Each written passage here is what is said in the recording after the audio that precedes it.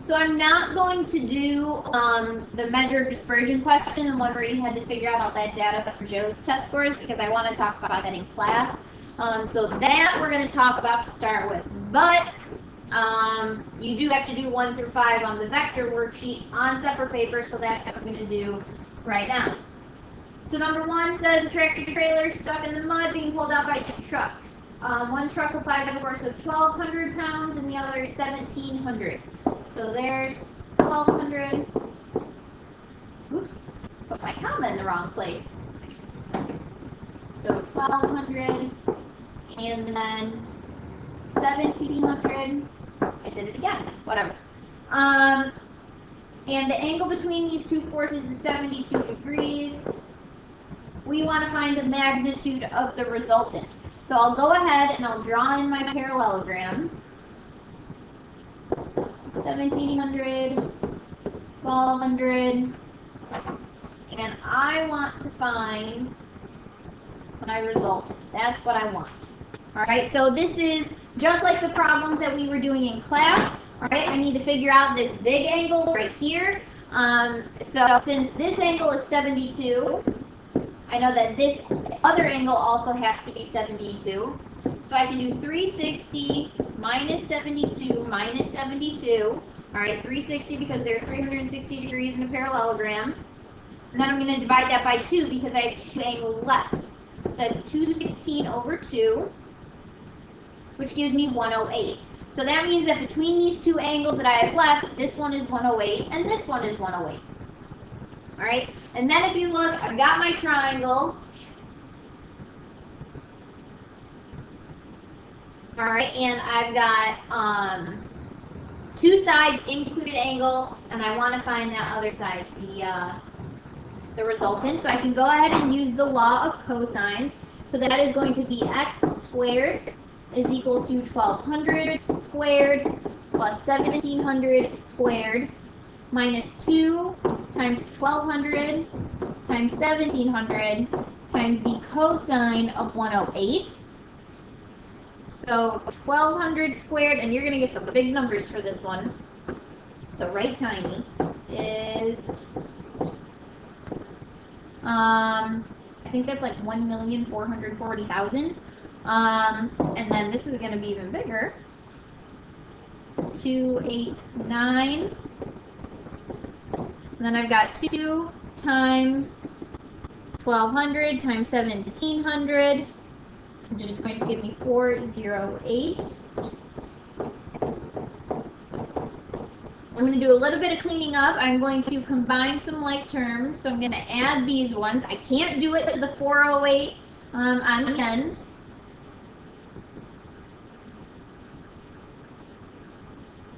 And I'm going to get x squared is equal to 433, 1, 2, 3, 4, minus 408, 1, 2, 3, 4, cosine 108. And I'm going to go ahead and just put all that crap in my calculator.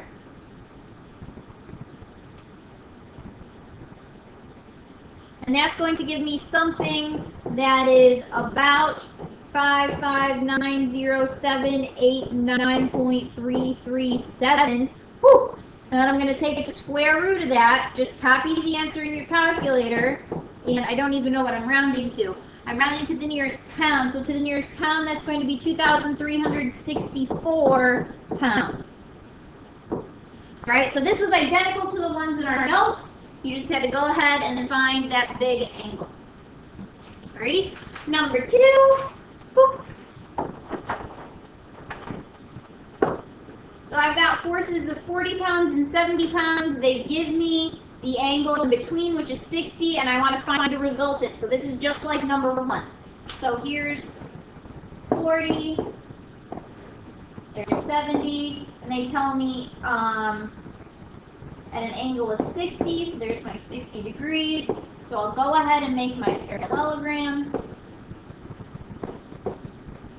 Oops, 40.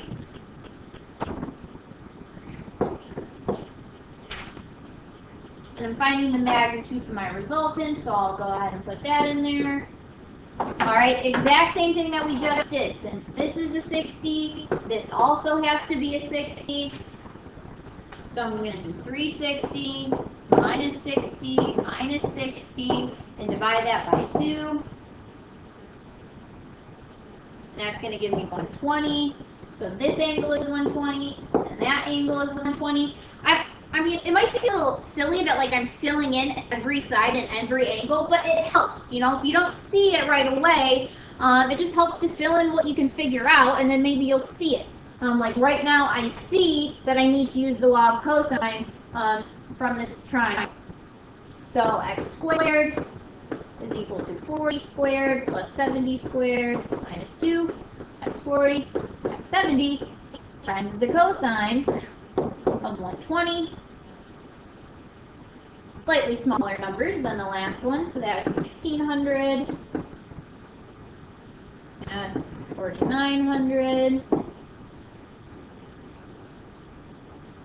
That's 5600.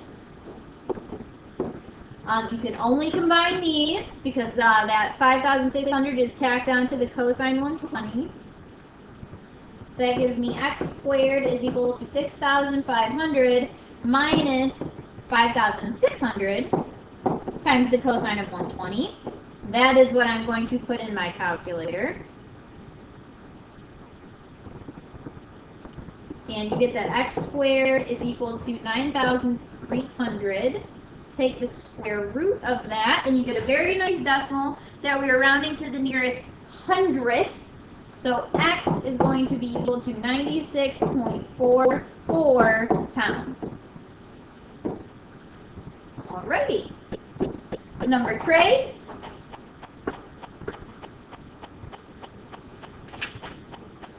Two equal forces act on a body at an angle of 80 degrees, and the resultant is 100 newtons. All right, I don't really we haven't talked about newtons in here. You will talk about newtons in physics. I don't know if you've worked with it in any other class, but newtons is just a way to measure force. Obviously, it's named for Newton. So here's one force. Here's my other force. I don't know what they are, so I'll just call them both x because they're equal. And it tells me that it's 80 degrees between them. And then it tells me that the resultant is 100. So I'll go ahead and draw my parallelogram. Now, don't say that this is a square, because it isn't a square. It's a rhombus. All right, because this 80 degrees means that it's not a square. Squares have all right angles. So there's my resultant, and it's 100. I want to find the value of one of the forces to the nearest hundredth of the Newton. So I want to find x. Okay, I want to find x. Well, let's see. Just like before, I know that if this is 80, then this has to be 80. So I can figure out my big angles. And I'll divide that by 2. So I got 360 minus 80 minus 80. That gives me 200. Divided by 2 is 100. So this is 100, and this is 100. All right. So looking at this, well, I don't want to get in the habit of saying that diagonal bisects, so I'm not going to do that. What I am going to do is I'm still going to use the law of cosines, because if you look at it, I still have two sides. And I have an included angle, and I know the opposite side. And you might be thinking, well, you don't know two sides in the included angle. You don't know those two sides. But these are both x's. And since they're both x's, I'm really just looking for one variable. So if I use the law of cosines, I'm going to get out 100 squared is going to be equal to x squared plus x squared minus 2 times x times the cosine of 100. All right, it looks weird, but I promise it can be done. So I've got 100 squared, which is 4 zeros, and then that's going to give me 2x squared when I combine like terms, minus 2x squared cosine 100. All right. Now, if you look here, we can get our x squareds by themselves because I have a GCF over here. So what I'm going to do is I'm going to pull out my x squared, and I'm going to be, actually I can pull out the 2x squared, and I'm going to be left with 1 minus the cosine of 100. Alright, that's the only way to get x by itself. Then I'm going to divide both sides by 1 minus the cosine of 100.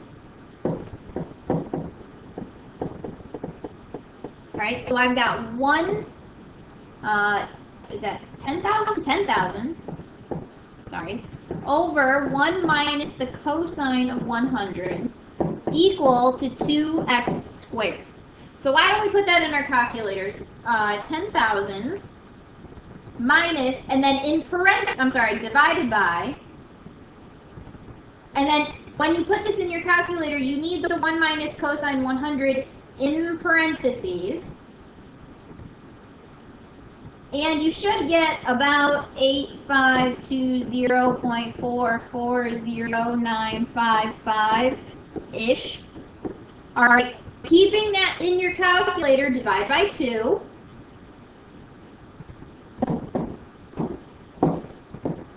And you should get about 4260.220478. I don't care if you're writing all this down, I just want you to have the right final answer. And then I'll just take the square root. And you're going to get a plus or minus, but obviously I only care about the plus. So x is going to be, what am I rounding to? The nearest hundredth of a newton. So x is going to be about 65.27 newtons.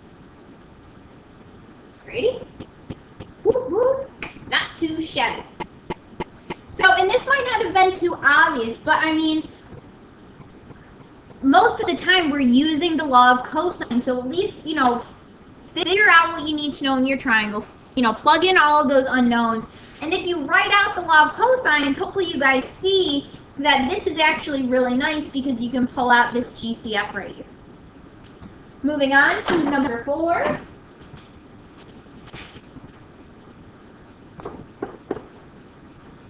The measure of the angles between the resultant and 2 applied forces are 65 degrees and 42 degrees, and the resultant is 24 pounds. Find the larger force. This is just like one of the problems that we did in class. Alright, so here's one force.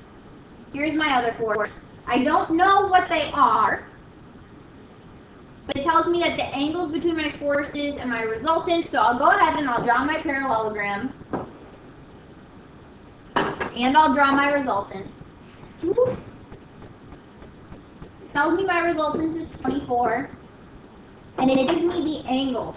So we'll let this one be 65, and this one be 42. Doesn't matter which one you put where. Alright? And I want to find the bigger of the forces. So I don't know which one, so I'll just let this one be X and this one be Y. We'll make this one X and this one Y. You might have set yours up a little differently. Okay? And remember, parallelograms, we can use all those properties of parallel lines cut by a transversal. I have alternate interior angles. So that means that if this angle right here is 42, this one up here is also 42. And then I can do my alternate interior angles the other way, because there are lots of parallel lines rolling around in this thing. Because, yeah. Alright, so that means that this 65 also means that this is 65. So lots of things that we can figure out, and we can also go ahead and figure out my big angles. Because if I look, I've got a triangle, so I can do 360 minus 42 minus 65. I'm sorry, not 360. 180. 180 minus 42 minus 65, because I'm in this triangle right here, so I only really care about the 180. And I get 73, so this is a 73 degree angle. Alright, do I need to know all of this stuff? I don't know. But I know how to figure it out, so go ahead and fill it in. Maybe I'll see something. Now I want the larger force. Remember, larger force is across from the largest angle. So if I look at x and y, which one is across from the largest angle? X is, because x is across from 65. 65 is bigger than 42. So I need to find x. Doing that, I'm going to have to use the log sines. I can't use the log cosines because x and y are equal to each other. It's not going to work out nicely like it did in the last problem. So we need to use the log sines. So the sine of 65 over x, right? Sine of 65 over x is going to be equal to the sine of 73 over 24. The angles and the sides have to match up with each other. Now we can go ahead and cross multiply. So 24 times the sine of 65 equals x times the sine of 73. Divide both sides by the sine of 73.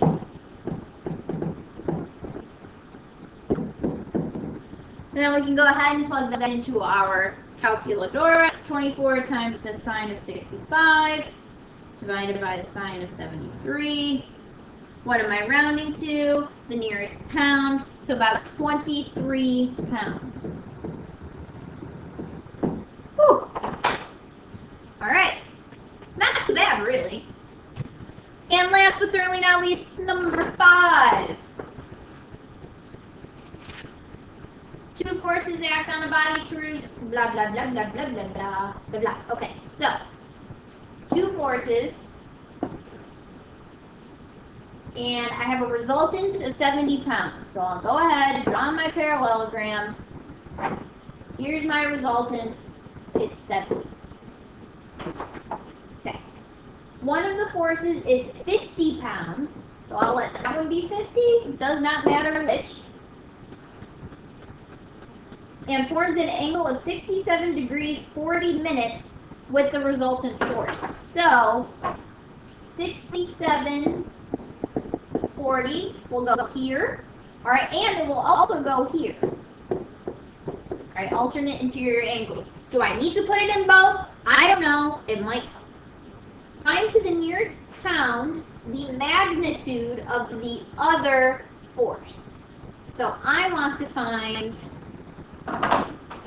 this force right here.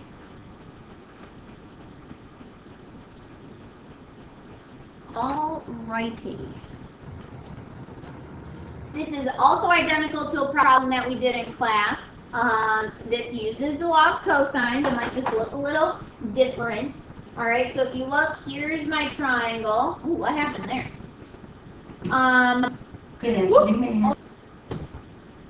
Okay, announcements are over. So yeah, last problem, we filled this in looking. This is also the log cosines, because if you look, I've got two sides, the included angle. So x squared will be equal to 70 squared plus 50 squared minus 2 times 70 times 50 times the cosine of 67 degrees 40 minutes. All right, make sure you're putting that into your calculator with the degree symbol and the minute symbol. So this will give me x squared is equal to 4,900 plus 2,500 minus 2 times 70 times 50 is 7,000. I can combine these two. So that will give me 7,400. And then right from here, I'm going to put this in my calculator. So, whoops. And I'm going to use my degree symbol. Remember, it's in your angle menu. It's that button that says apps. You're going to get about 4,740.0394777. I don't care if you write that. Then square root second answer, and you get that x is about 68.8 pounds. And that is it. You are donezo. Sorry for all the pauses.